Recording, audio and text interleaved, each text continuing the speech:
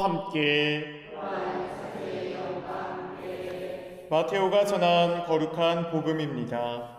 주님 영광 받으소서. 그때에 예수님께서 제자들에게 말씀하셨다. 눈은 눈으로 이는 이로 하고 이르신 말씀을 너희는 들었다. 그러나 나는 너희에게 말한다. 악인에게 맞서지 마라. 오히려 누가 내 오른뺨을 치거든 다른 뺨마저 돌려대어라. 또 너를 재판에 걸어 내 속옷을 가지려는 자에게는 겉옷까지 내주어라.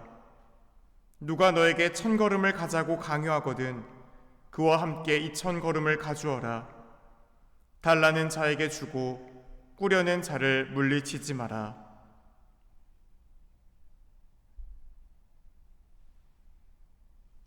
주님의 말씀입니다.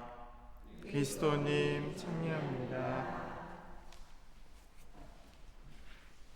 참 예수님, 오소서. 성령님 새로나게 하소서. 악을 악으로 갚지 말고 선으로 그 악의 사슬을 끊어내라는 것이 오늘 독서와 복음이 우리에게 주고 있는 바로 핵심적인 또 주제라 할 수 있을 겁니다. 오늘 1독서에서 한 사람의 양심과 한 사람의 탐욕이 대조되어 나타납니다. 아합 임금은 나봇의 포도밭을 또 자신의 또 왕궁 근처에 있었기 때문에 또 정원으로 삼고 싶어 합니다. 겉으로는 정당한 거래를 요구하는 것처럼 보입니다. 원한다면 더 좋은 포도밭을 주고 그 포도밭을 정당한 삭슬 주고 사겠다라는 것이죠. 그러나 나봇은 이를 거절합니다. 주님께서는 제가 제 조상들에게서 받은 상속 재산을 임금님께 넘겨드리는 것을 용납하지 않으십니다. 나봇에게 포도밭은 단순한 재산이 아니기 때문에 그렇습니다. 조상에게 받은 신앙의 유산을 가리키는 것이고 더불어서 하느님께서 맡겨주신 삶의 자리입니다. 그는 왕의 요구 앞에서도 하느님 앞에 지켜야 할 선이 있음을 기억하며 그 선을 양심에 따라 지키려고 하는 의인의 모습을 보여주고 있습니다. 반면 아합은 거절을 받아들이지 못하고 또 분노합니다. 그리고 이제벨은 거짓 증인을 세워 나봇을 죽게 만들죠. 자기 합리화 속에서 이제벨은 이스라엘의 모든 권력이 왕 거 아닙니까? 당신 건데 무엇이 두렵습니까? 라고 하겠지만 잘못된 판단이죠. 모든 권력은 그에게 잠시 맡겨주신 하느님께로부터 받은 것이지만 그는 착각하는 가운데 자신이 마음이 상했다라는 것 자체 가운데 그것만을 바라보며 더 큰 악을 또한 가져옵니다. 처음부터 살인이 있었던 것이 아닙니다. 악이라는 것, 결국 그 죄는 작은 것에서 시작됩니다. 작은 불만, 작은 욕심, 작은 자기 중심적인 사고가 성찰 없이 이어질 때 그 악은 점점 커져가 폭력을 낳게 되고 폭력이 다 자라게 된 그 자리에는 결국 죽음이 나올 뿐입니다. 오늘 복음에서 예수님께서는 그런 악인의 폭력 속에 맞서지 말라고 합니다. 이 말씀을 오해해서는 안 됩니다. 불의를 보고 침묵하라는 뜻도 아니고 학대와 폭력을 참고 견디어내라는 뜻도 결코 아닙니다. 예수님께서 말씀하시는 것은 악과 싸우되 똑같은 악의 방식으로 맞서 싸우지 말라는 것입니다. 결국 악의 대물림을 선으로 끊어내라는 초대입니다. 누군가 상처를 주었다고 나도 똑같이 상처를 두고 누가 나를 험담했다고 해서 나도 똑같이 험담하며 누군가 나를 미워한다고 나도 그를 똑같이 미워하면 결국 악의 대물림은 끊어지지 않습니다. 이 악의 악순환은 계속 돌아갈 뿐입니다. 예수님께서는 그 악의 사슬을 끊으라고 하시죠. 오른뺨을 치거든 다른 뺨을 돌려대어라. 1000걸음을 강요하거든 2000걸음을 가주어라. 이것은 약함이 아닙니다. 악이 내 마음까지 지배하지 못하게 하는 영적인 자유를 살려는 것이죠. 오늘 아합 왕도 또 자신이 모욕받았다라는 느낌 가운데 분노하며 이제벨에게 자신의 정당함을 나는 올바른데 저 사람이 잘못된 방식을 한다라고 하소연하듯 했습니다. 바로 오른뺨을 맞은 것. 우리의 오른뺨은 이쪽에 있기 때문에 손등으로 치는 거죠. 손등으로 친다라는 것은 굉장한 모욕감을 느끼게 합니다. 결국 나는 모욕감을 느꼈다. 그 가운데 그는 정당한 자신의 성찰이 아니라 악의 방식을 선택하게 됩니다. 우리도 이런 모욕을 당할 때, 억울한 일을 당할 때, 서운한 말을 들을 때, 내 뜻이 받아들이지 않을 때 화를 냅니다. 그리고 두 가지 길을 선택하게 됩니다. 오늘 독서에서 봤던 아합의 길입니다. 자신의 분노 또 자존심을 드러내는 가운데 또 반응하면 가장 단순한 폭력의 길을 걷는 것입니다. 또는 예수님께서 우리에게 알려주신 악을 악으로 맞서지 않으며 선으로서 사랑의 길을 걷는 것입니다. 하느님께 맡기며 또 진리와 사랑의 길을 선택하는 그 길을 우리는 걸어가야 하는 사람들입니다.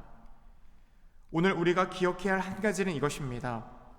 신앙인은 악을 되갚는 사람이 아니라 선으로 악의 사슬을 끊는 사람입니다.